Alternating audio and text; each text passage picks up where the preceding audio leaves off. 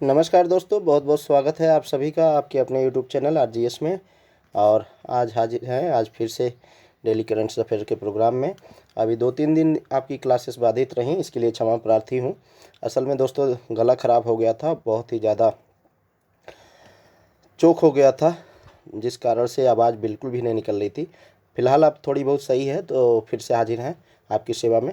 चलिए आज के लिए पहला प्रश्न।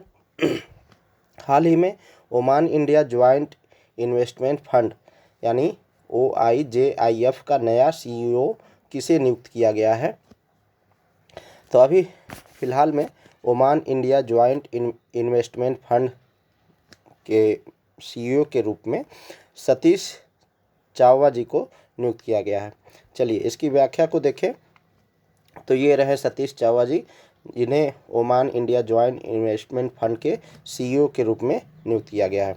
बात करें तो भविष्य की दिशाएं और उम्मीद है कि OIJIF उच्च विकास वाले क्षेत्रों में अपने निवेश को बढ़ाने पर अपना ध्यान केंद्रित करना जारी रखेगा तथा अपने निवेशकों के लिए अधिक रिटर्न और स्थिरता सुनिश्चित करने के लिए चावा के नेतृत्व का लाभ उठाएगा।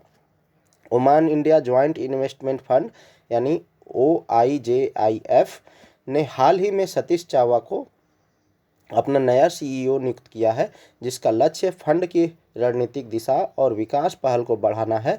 चावा, जो निजी इक्विटी और वित्त में 20 से अधिक वर्षों का अनुभव रखते हैं, से फंड का नेतृत्व करने की उम्मीद है। Oman India joint investment fund ने सतीश चावा को प्रमुख कार्यकारी अधिकारी नियुक्त किया है। 8 अप्रैल 2025 को घोषित यह नियुक्ति फंड के नेतृत्व और रणनीतिक विकास पहलों को मजबूत करने के प्रयासों के हिस्से के रूप में की गई है। निजी इक्विटी और वित्त में 2 दशकों से अधिक के अनुभव के साथ चावा से उम्मीद की जाती है कि वे फंड के बेहतर पोर्टफोलियो प्रदर्शन और दीर्घकालिक मूल्य सृजन की दिशा में आगे बढ़ाएंगे। OIJIF एक निजी इक्विटी फंड है जिसे ओमान इन्वेस्टमेंट अथॉरिटी और भारतीय स्टेट बैंक द्वारा संयुक्त रूप से बढ़ावा दिया जाता है, जो भारत में सतत विकास को बढ़ावा देने वाले निवेशों पर ध्यान केंद्रित करता है।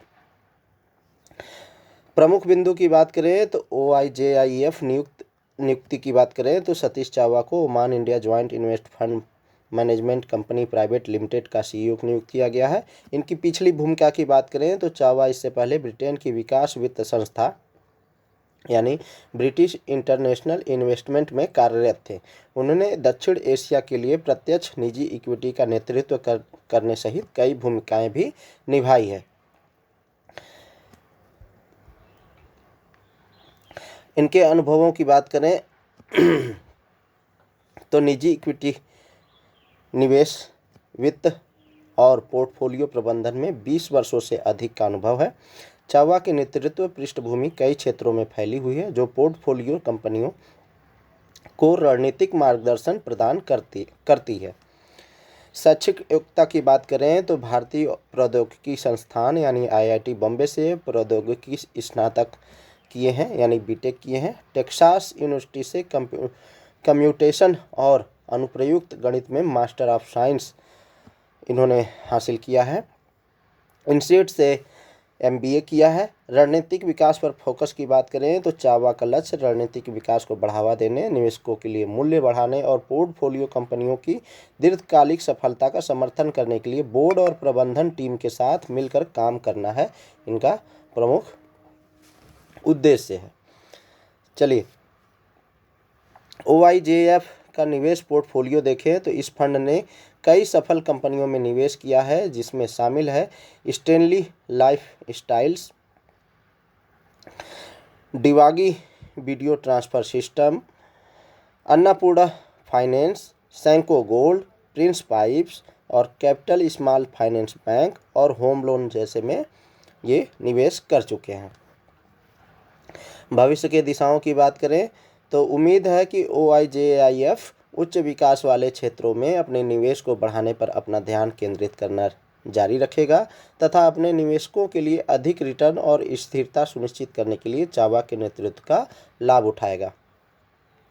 चलिए अगले प्रश्न की बात करें तो पेयजल और स्वच्छता विभाग यानी DDWS द्वारा मनाए जा रहे पोषण पखवाड़ा 2025 की थीम क्या रखी गई है? तो अभी जो है जल शक्ति मंत्रालय के तहत पेयजल और स्वच्छता विभाग द्वारा 8 से 23 अप्रैल तक पोषण पखवाड़ा मनाया जा रहा है, जो 7वां संस्करण है इस बार। और इस बार की थीम जो है शुद्ध जल और स्वच्छता के लिए स्वच्छ बचपन है। तो इसका राइट आंसर क्या हो जाएगा? शुद्ध जल और स्वच्छता के साथ स्वच्छ बचपन। तो जल शक्ति मंत्रालय के तहत पेयजल और स्वच्छता विभाग यानी DDWS 8 से 23 अप्रैल 2025 तक पोषण पखवाड़ा के 7वें संस्करण में सक्रिय रूप से भाग ले रहा है। महिला और बाल विकास मंत्रालय की सक्षम आंगनवाड़ी योजना के अनुरूप विभाग के इस अभियान की थीम शुद्ध जल और स्वच्छता से स्वस्थ बचपन है। इसकी टैगलाइन की बात करें तो पूर्ण पोषण की शुरुआत शुद्ध जल और स्वच्छता के साथ है, जो विशेष रूप से एक बच्चे के पोषण और समग्र स्वास्थ्य के लिए महत्वपूर्ण तत्वों के रूप में स्वच्छ जल नियमों और स्वच्छता पर ध्यान केंद्रित करती है।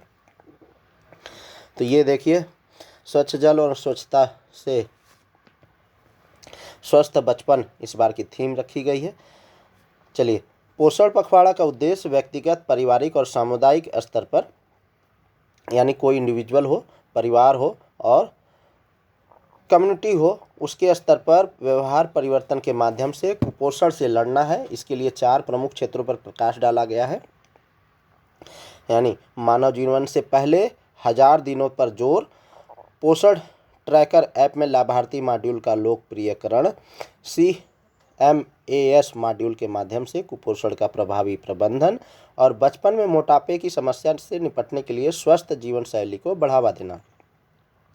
राज्य केंद्र शासित प्रदेश कुपोषण और बीमारियों की रोकथाम में सुरक्षित पेयजल और स्वच्छता नियमों की महत्वपूर्ण भूमिका को रेखांकित करने के लिए सामुदायिक स्तर की व्यापक गतिविधियां आयोजित करेंगे।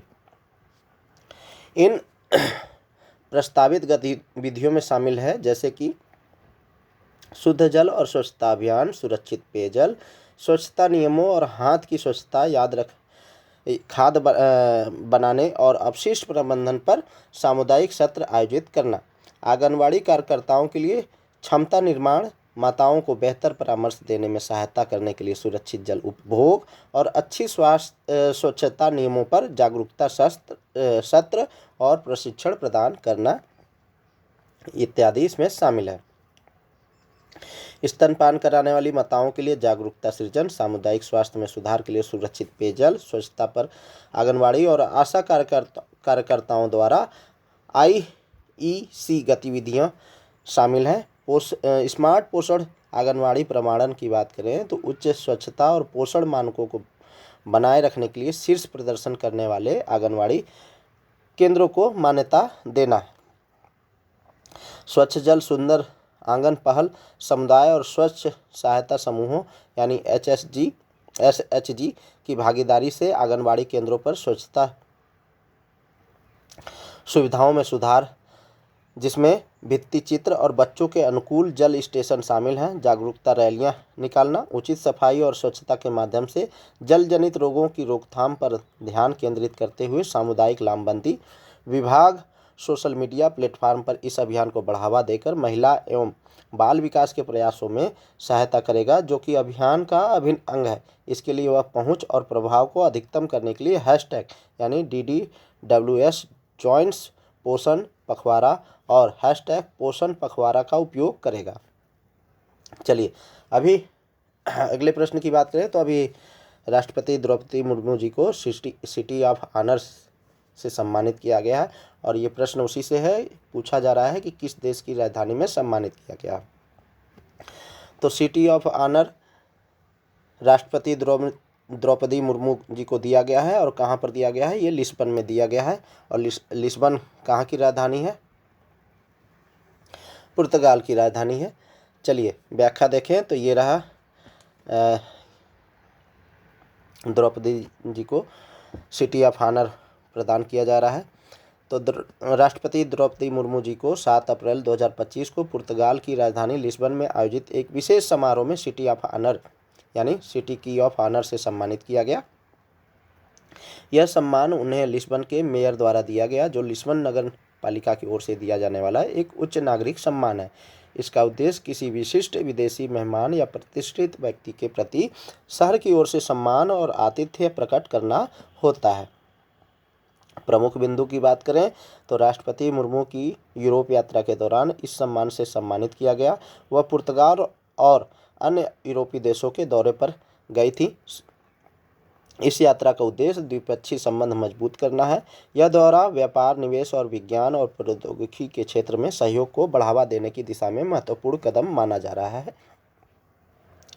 राष्ट्रपति की पुर्तगाल यात्रा की बात करें तो राष्ट्रपति द्रौपदी मुर्मू जी पुर्तगाल की यात्रा भारत और पुर्तगाल के बीच राजनयिक संबंधों की 50वीं वर्षगांठ के उपलक्ष्य में आयोजित की गई थी। यह यात्रा 27 वर्षों में किसी भारतीय राष्ट्रपति की पहली पुर्तगाल यात्रा थी। इससे पहले 1998 में राष्ट्रपति KR नारायण ने वहां पर दौरा किया था। अब पुर्तगाल की अवस्थिति को देख लें तो पुर्तगाल ये रहा, ये एरिया, और ये रहा इंग्लिश चैनल। यहीं पर जो है फ्रांस और स्पेन अलग होते हैं। स्ट्रेट ऑफ जिब्राल्टर यहीं पर अवस्थित है। बे ऑफ बिस्के, इंग्लिश